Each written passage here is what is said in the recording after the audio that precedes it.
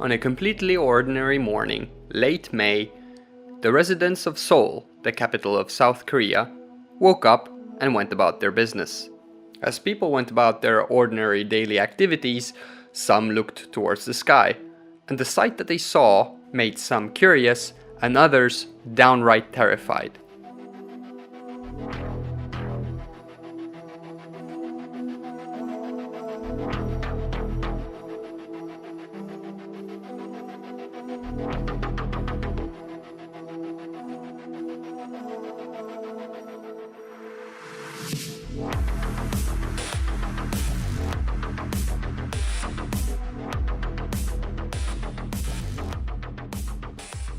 In this episode, North Korea, balloons, Hello Kitty, and military broadcasts of Korean pop. What did the residents of South Korea see that day? They saw big, white, circular objects floating in the sky, going deeper and deeper into South Korea. What they saw were balloons, and not your ordinary birthday balloons either. These were massive, about the size of a small car.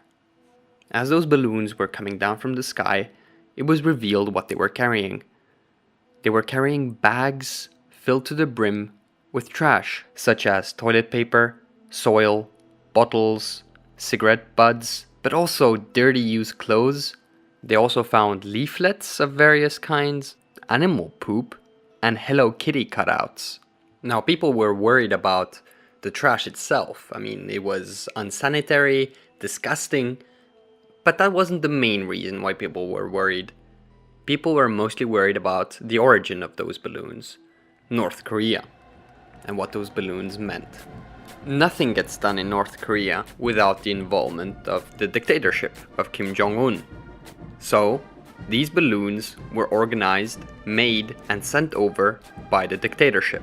South Korean officials didn't even have to think twice about who did this, because the North took responsibility almost immediately, and they were proud of what they did. They even went as far as calling these trash balloons gifts of sincerity to South Korea. Between May 28th and June the 2nd, a grand total of 3,500 balloons were sent over the border. However, the North was far from done. It would continue sending balloons over the border until August 11th for a grand total of 11 waves. This means that over 15 tons of trash were flown across the border and dumped into South Korea using approximately 6,000 balloons total. Also, these balloons varied. Some were big, having only one balloon, but also a release mechanism, allowing the trash to be dropped from the sky. Others were more simplistic, having many balloons carrying one larger payload, for example, but having no release mechanism. Most of these balloons landed nearby Seoul, or inside of it actually, but also landed all across the country. So, in the end, only 2 provinces out of 9 weren't affected at all, meaning that most of the country experienced this. These North Korean trash balloons have been a real headache to South Korean authorities, causing major chaos by hitting everything from cars, houses, farms, businesses, and schools. On one occasion, these balloons actually started a fire on the roof of a residential building. The trash even reached within the walls of the presidential palace. The balloons also disrupted flights at Seoul Incheon Airport, the 5th busiest international airport. This actually caused airlines to add fuel to flight plans in case they needed to divert. Why would North Korea go through all of this trouble? Why send trash into South Korea? Why spend time, resources to gather trash, pack bags, attach those bags to balloons, and send those balloons into the South? Now, they themselves have actually answered this question, and they have said that this is retaliation for the activities of some activists from the South. Specifically, the activities in question included sending balloons from the South into the North. Now, these balloons, as a contrast to the balloons sent in by North Korea, didn't contain trash, they contained the opposite. In fact, the exact opposite.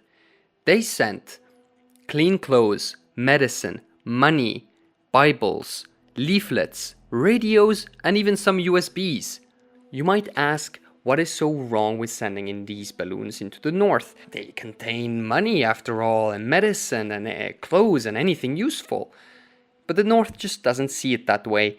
They explicitly have said that they view these balloons from the south as filth and as trash. And that's why they responded in the way that they did, by sending in balloons filled with actual trash into the south, as a way to make the south understand what they feel when they receive those balloons. The truth, however, is hidden between the lines. It's not that North Korea sees new clothes, medicine, and money as actual trash and someone just littering in their backyard, so to speak, but it is the actual contents and the meaning of those balloons sent in from the south.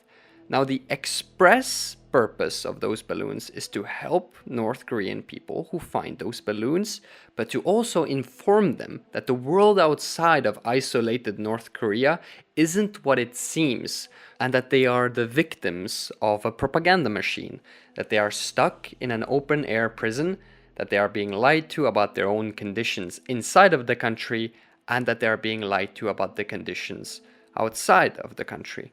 And this is a direct, immediate threat to the North Korean regime. They have, for years, held together the system, oppressed its people, through keeping them in the dark and lying to them. Now imagine a North Korean person finding a South Korean balloon. Out of curiosity or desperation, they open the bag and they find leaflets and other types of information which directly contradicts what your own government has said about the South, and about anything really. Their entire lives they've been conditioned to mistrust anything that comes from the South as propaganda and as falsehoods. Most likely they would just dismiss or ignore the information that came with the balloon. Yet they find medicine, money, clothes, and only good things in the balloons sent over. This just might make you think twice about what the government has been telling you about South Koreans. And from there, you might, rightfully so, start thinking, well, if the government has been lying about South Koreans and their intentions, what else might they be lying about? And over time, as more and more North Koreans start having doubts about their own living conditions, about their government, and about the South, this might start internal unrest. Something that the North just simply cannot accept. They are deeply afraid of their own system collapsing. It is a fine balance between repression and withholding information. If their absolute control over information in the North is threatened, they will do absolutely anything to stop it. If this is of such high importance to North Korea, and that they feel so threatened, why respond in the way that they did, by sending in balloons of their own? The goal would be to pressure South Korean authorities to make the activists stop by banning whatever they were doing or otherwise, all the while controlling the escalation because they wouldn't want to go too far. In fact, in the past, they have managed to do just that. In efforts to ease tensions with North Korea and to appease them, previous governments have taken several measures. One of the most recent examples of this is late 2020, where Parliament in South Korea approved a legislation criminalizing the flying of propaganda leaflets by balloon towards North Korea. Despite boycotts and opposition, it was approved. However, in late 2023, a court found the law to be unconstitutional because it infringed on freedom of expression, and thus the law was no more. To deal with the fallout, the South mobilized thousands of firefighters. They also dispatched military explosive units, as well as chemical and biological warfare teams. These efforts actually produced some intelligence to South Korean authorities. As the trash carried parasites, these parasites were indicative of the conditions in the north. These developments made so that the South had no option but to retaliate. The South Korean military immediately sprang into action, and you could see trucks and forensic activity at the demilitarized zone, also called the DMZ. the border between South and North Korea. Military personnel could be seen unloading these trucks and starting to build large structures, consisting of big loudspeakers. These loudspeakers started to blast criticism of the northern regime and even were calibrated so that the sound of the broadcasts were countering North Korean broadcasts. These broadcasts actually share one of the same goals as the activists do, namely to inform the population, but also to demoralize the soldiers stationed at the border. These broadcasts are said to reach as deep as 10 kilometers into the north and sometimes include broadcasts of popular Korean pop music. What makes the situation even more intense is that, technically speaking, South and North Korea are still at war since 1953, as the two Koreas back then only signed an armistice and not an actual treaty for peace. Even though North and South Korea are not fighting a conventional war, trash balloons and broadcasts can be classified as psychological warfare. These are but a few examples of the many things that have been done historically, either to deter or to respond. And looking back in time, this isn't the first time balloons have been used. Way back in the early 1950s during the Korean War, the US military actually sent over 4 leaflets via balloon into North Korea. The goal was to literally bury the North in information and mostly paper, and the North wasn't too happy about it. As a response, they sent in 300 million North Korean leaflets of their own into the South.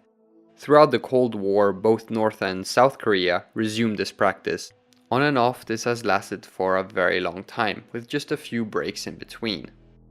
If there's a brief pause, then usually something happens and then it all starts over again. An example of this is back in 2015, where some South Korean soldiers patrolling the DMZ got injured by mines. This prompted the government to restart loudspeaker broadcasts in retaliation, which in turn prompted North Korea to once again start sending balloons. And then the cycle repeats itself. There is a period of calm, followed by an event, retaliations, which grow and grow in intensity, followed by another period of relative calm. Some believe that this latest campaign by North Korea isn't simply to retaliate against some leaflets flown in from the south. The Center for Strategic and International Studies have assessed that this is an effort to foil the South's attempts to reconcile the two Koreas.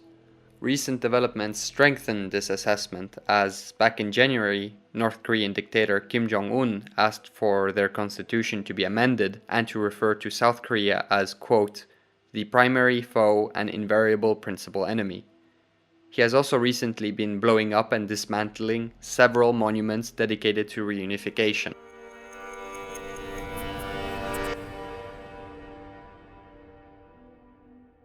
In the end, it doesn't quite look like North Korea is done sending in balloons. Balloons have been seen yet again streaming across the border starting September 4th.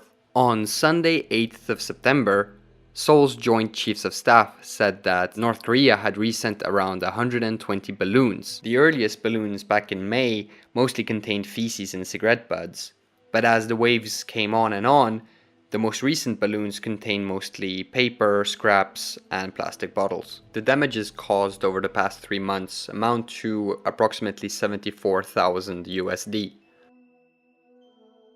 In the end, this isn't about financial losses. This is about psychological warfare.